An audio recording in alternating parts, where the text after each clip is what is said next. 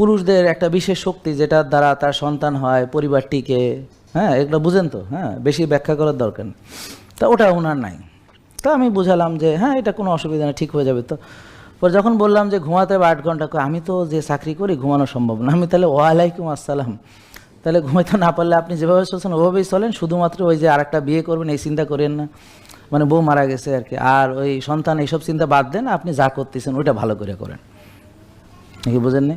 কারণ টেস্টোস্টেরন তৈরি হবে রাত 10টা থেকে 2টা ঘুমের ভিতরে, টেস্টোস্টেরন। এখন ওই সময় উনি ঘুমাইতেই যাইতে পারে না, তাহলে দরকার নেই তো, তাই যেভাবে চলছে না ওইভাবে। সবার দিয়ে তো সব হবে না।